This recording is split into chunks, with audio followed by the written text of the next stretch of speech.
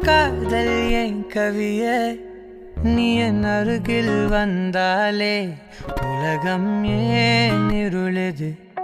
பகலிரவாய் மாறுது வளைவினில் எல்லாம் வளைந்து தொலைந்து போவேனே நீயே வெண்பனியே தீயின் சுவையும் நீயே